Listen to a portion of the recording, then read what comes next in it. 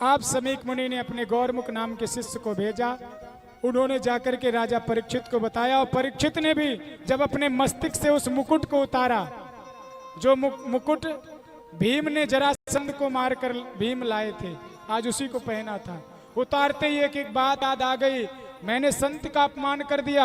अपने ही बाल नोचने लगे राजा परीक्षित, अपने आप को दंड देने लगे, अपने हाथ पांव दीवार में जमीन में मारने लगे।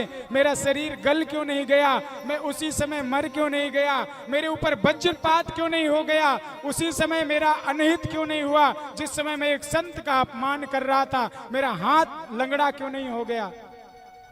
अपने आप को कोस रहे। तभी उन संत के शिष्य ने कहा, महाराज हमारे ऋषि कुमार से गलती हो गई, आज से 7 दिन बाद आपकी मृत्यु हो जाएगी। आप अपने मृत्यु को मंगल करने के लिए कुछ करना चाहते हैं तो कर ले। परीक्षित ने कहा कि आपके ऋषि कुमार ने बिल्कुल अच्छा नहीं किया, मैं इस शरीर को 1 मिनट नहीं रखना चाहता, जिस शरीर से संत का अपमान हो गया। 7 दिन कैसे रहूंगा। अपनी पत्नी के पास गए, बेटे जन्मेजय को बुलाया, राजा बनाया, और सब कुछ त्याग करके परीक्षित अपनी पत्नी से बोले, सुनो आज मैं धरती का एक वो विचित्र प्राणी हूं जो अपनी छाती में हाथ धर के कह सकता हूं कि आज से 7 दिन तक मेरी मृत्यु भी कुछ नहीं बिगाड़ सकती। क्यों? क्योंकि मुझे एक ऋषि का श्राप मिला है कि 7 दिन बाद ही मेरी मृत्यु होगी, बाकी किसी की मृत्यु का कोई भरोसा नहीं है। आपने जगह जगह बोर्ड देखे ना, यहाँ खड़ा होना मना है, यहाँ बोलना मना है, यहाँ आना मना है, पर कहीं भी ऐसा बोर्ड लगा देखा, यहाँ मरना मना है। क्यों? क्योंकि मृत्यु हर जगह है, यहाँ भी है, घर में भी है, रास्ते में भी है। सावधानी हटी दुर्घटना घटी, थोड़ी सी सावधानी हटी वहीं दुर्घटना घटी। प्रेम से बोलो और जोर से, थोड़ी सी सावधानी हटी वहीं दुर्घटना घट जाती है।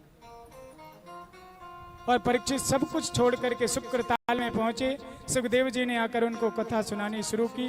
परीक्षित उनका पूजन करके कहते हैं, महाराज भगवान सृष्टि क्यों बनाते हैं, ध्यान से सुनिए।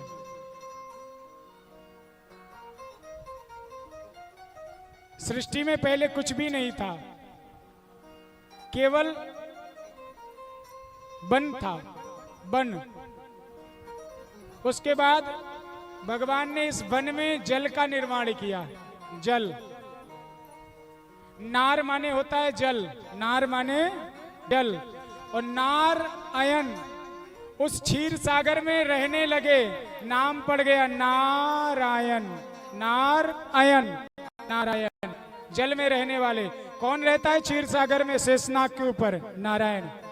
केवल वन था, वन में जल का विस्तार किया और उस जल में रहने लगे। क्षीर सागर में शेषनाग के ऊपर नारायण, नाम पड़ गया नारायण।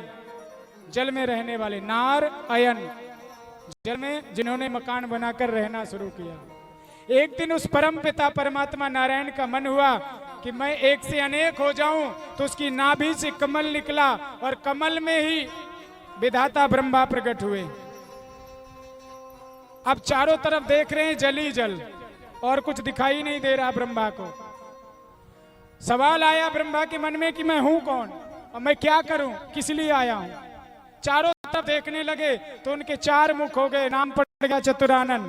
ब्रह्मा जी चारों तरफ एक साथ देख लेते हैं। कमल नाल की तंतु में प्रवेश किए और नीचे जावे तो कीचड़, ऊपर आवे तो आसमान, बाहर देखे तो जली जल। थोड़ा ध्यान से बैठकर सोचा तो कमल के पंखुड़ियों से पानी नीचे टपक रहा था। तप तप तप पानी टपक रहा है। समझ में आया, तप करो। ब्रह्मा जी ने तप किया, और जब तप किया तो वही विधाता नारायण प्रकट हुए और ब्रह्मा के सिर में हाथ धर के बोले, बेटा आज से हम तुमको विधाता बनाते हैं और जाओ सृष्टि का सृजन करो, सृष्टि बनाओ। उद्भिद, स्वेदज, जरायुज, किसी प्रकार की कोई सृष्टि नहीं थी। स्वेदज जो अपने आप धरती से निकलते हैं जीव, धरती फाड़कर निकलते हैं ना बहुत जीव बरसात के सीजन में। जरायुज जो जरा में बंधे हुए,